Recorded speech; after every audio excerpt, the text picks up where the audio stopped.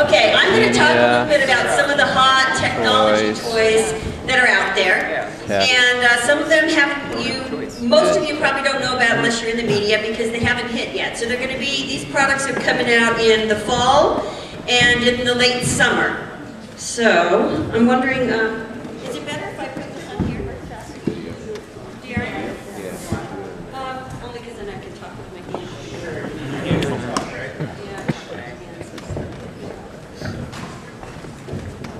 You want the surprise ball?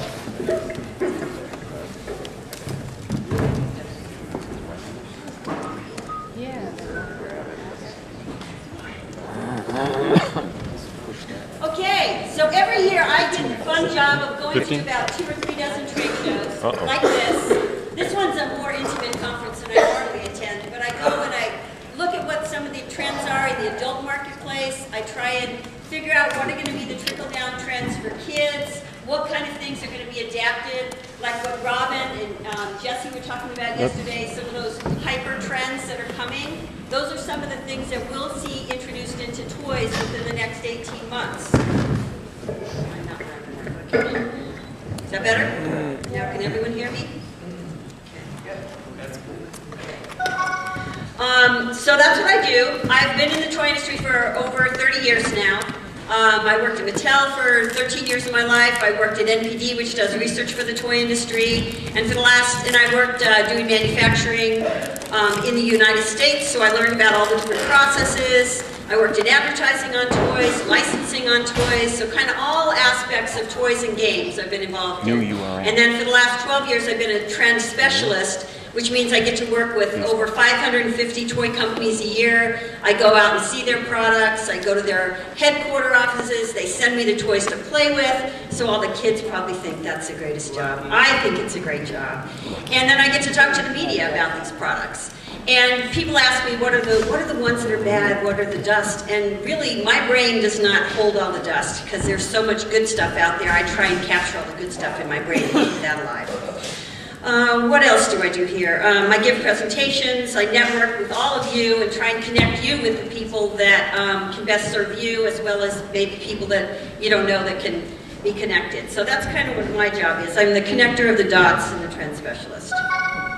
So one of the first trends in the toy industry this year, and I can't go through all the trends, so I just picked a couple of them that illustrate some of the hot technology toys, because I only have 15 minutes, and by the way, I'm going to start my timer here. There it goes. I'll get you one up so here. One of them that I'm calling social or simply social has 3 different prongs to it. One is social face-to-face, which is all play games, and I'm going to show you some examples on the next slide. And it means that everybody plays together. You don't have to wait your turn for the next person to play, because what I do is going to affect what the next person is going to do and the next person is going to do. So you want to stay involved in the whole game so that you're fully having a chance to win the game. Social networks, we've talked about toys to apps, apps to toys. I have some examples of those, and then when Carly comes on, she's going to talk more about apps. I'm kind of talking a little bit more broad spectrum, not just apps, because I'm trying to give you an overview of some other things that are going on in the toy industry, other e-connected toys. And then social consciousness is the third prong of Simply Social. And some of you I know are working on social consciousness products. Some of them are earth-friendly, eco-focused, or looking at sustainability, or teaching children about that, global citizens. And this year there's a huge, huge set of movies out there that are tied to superheroes. But not only is there a superhero trend about what these, superhuman powers are, but there's also a complementary trend called everyday heroes, which is what can you do as a kid to mentor someone else? What can you do as a parent or a teacher or a caregiver or a doctor or a dentist? So we're bringing these everyday heroes back into kids' lives as a part of their social consciousness, and then also teaching them about charitable giving and empowerment. So those are just some of those. For Simply Social, the social face-to-face, there's many different ways to play. There's a lot of cooperative games. Most games today that are in this all-play area have both cooperative rules and competitive rules. So the parents can teach their kids 2 different ways to play. They can teach them how to play together as a team and working as a group, and then when the kids are old enough to learn how to play win and lose gracefully, they can teach them about the competitive side of the game and bring it out and have a whole new game session. or they can choose which way to play. If someone can loan me a clicker, one of the little lasers. I can show you which toy I'm talking about when we're talking about it. This here is an I Spy game. So it has a circling dial. So every time you turn it, everyone has a chance to find the screwdriver or the car or the mice or whatever it is you're trying to find. Whoever finds it first gets the pieces. So everyone plays together. And it's a way to have a cooperative game, and it happens to be the 20th anniversary of I Spy. And there are quite a few publishing games out there. So that's just something to keep in mind, that apps for toys and games can come from a physical product to a toy and then turn into a game, or it can start as an app and go to a toy. Wobble is another game here where you play, but the game board is continually tilting. So your pieces are also continually tilting, so you need to see where you are in the game.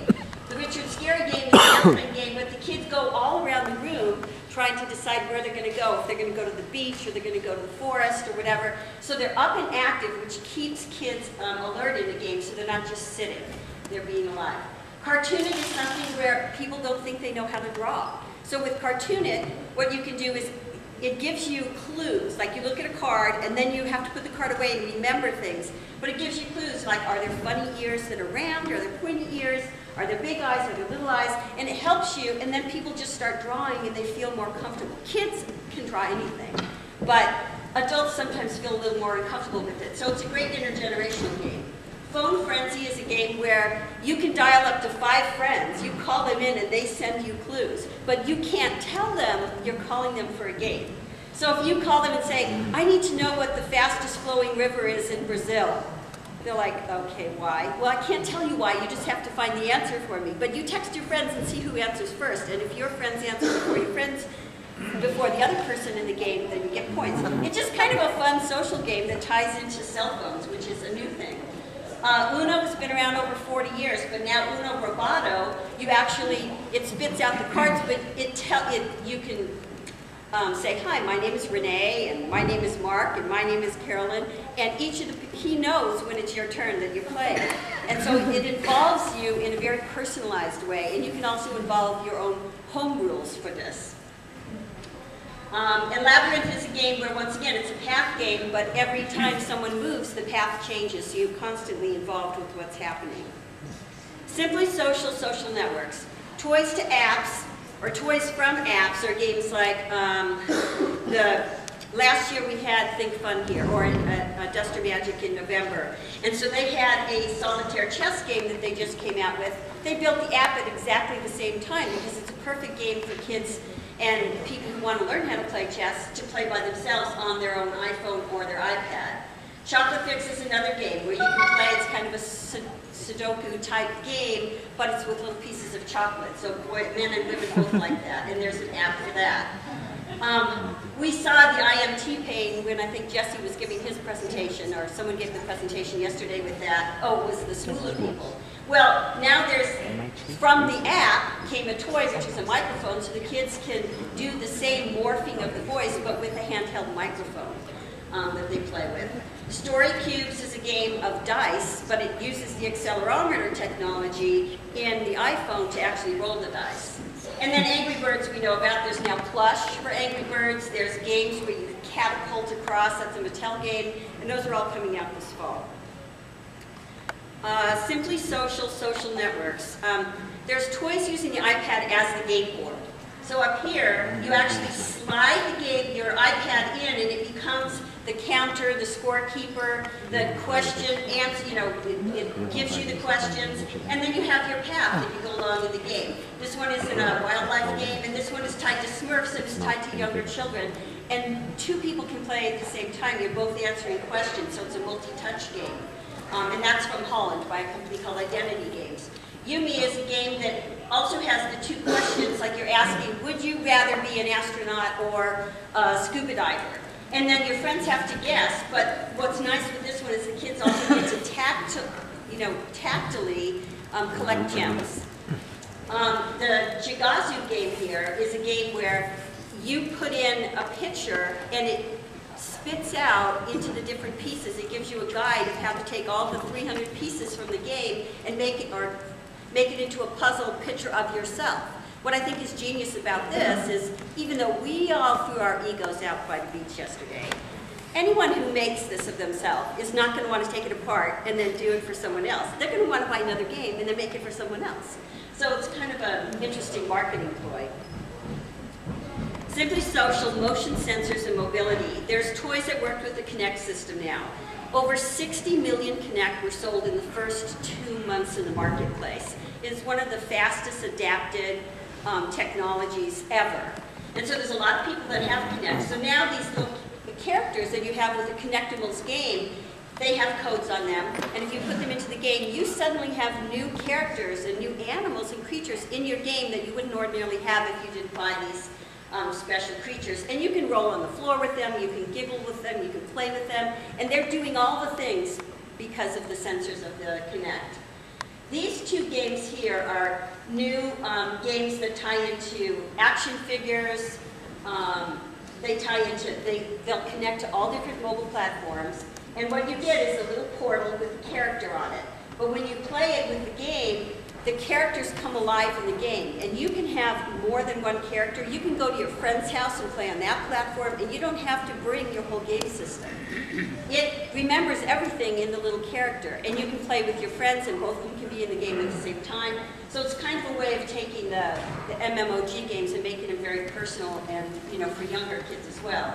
With this one, which is called Mechatars, it has a great intensive 360-degree game, but with your characters, they play in the game, but you also have secret missions off-site of the game. So whatever you do off-site in your offline play, it captures all the points, and when you go back to your online play, all those points get loaded up into the system. Same thing with online, it gets loaded back down to the offline game. Those are both going to be out in the fall. Performance play is another trend. So there's dance performance play, there's exercise performance play. What I'm talking about here is the need for speed. So Mega Bloks actually has taken the Need for Speed license and created a car and vehicle system here where you customize it and then you race them. But it ties to a very popular video game. This is a remote-controlled vehicle that flips either way. It's a Tonka car. It's radio-controlled, but anytime it hits the wall, it turns over. It's red on the other side. It's one of the funnest remote-controlled cars that's out there. It's so much fun. Then there's these 2.4 gigahertz cars. And these cars actually race. You can race up to 10 cars at the same time. They're smaller cars, really speedy, and lots of fun. There's 4-channel helicopters, so they can go up, down, across, sideways, and you can fly up to 77 of them at the same time. So you could have a whole fleet of these things. I can tell you, give me a video showing me this fleet of helicopters all flying at the same time. I'd love to see that. Hot Wheels has a video race car. So it's a video car that the little Hot Wheels car actually has a video camera in the car. So when you put it on the track, you get the driver's eye view of what's happening. It'll videotape the whole thing. So tons of fun. They also have a wall track system, which Scott just reminded me about. You can put it on your wall. So the track goes on the wall. It doesn't take up all the space in your room, and it doesn't damage the wall because it uses a special 3D GM technology for the wall tracking. So those are some of the cool vehicles that are out there. In the design, discover, and learn, we have two different trends. One is camouflage learning, and one is kind of geek chic. So the camouflage learning or stealth learning is where kids are really having fun playing with these products, but they don't really know that they're learning about science and physics and all these different things. This one here is a video watch, a Spy Gear video watch that also, it came out last year, but now it has night vision as well. And it actually won the Cappy Award that Warren gave out at the CES show for the best toy of the year. There's crime scene investigation kits that teach kids about fingerprinting, fabric printing, all these different things where you can catch a spy. So that's fun. This whole spy and detective thing is big this year. There will be a Mission Impossible movie at the end of the year, but I don't think that's why it's popular. These are goggles that they're actually 3D glasses that kids can wear at a movie theater. So they can take them in and watch the Transformers movie with their 3D glasses. And that's so much cooler than just putting on a pair of glasses. And they're $9.99. Frog glasses.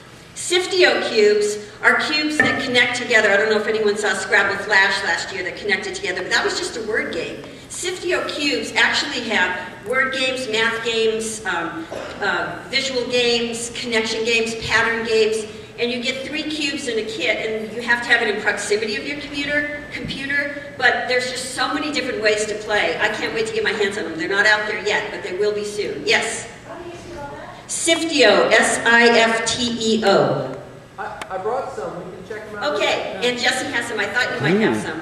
Whoa. Then we also have circuit training, so kids can learn about electronics in a 3D Jesse ways. Schill has a pair of alternative energy Siftios sources. with him. Fisher-Price has even gotten into the game, and they have a big construction action set that teaches kids about remote control for really, 2 to 3 to 4-year-olds, so they can control this and play with it.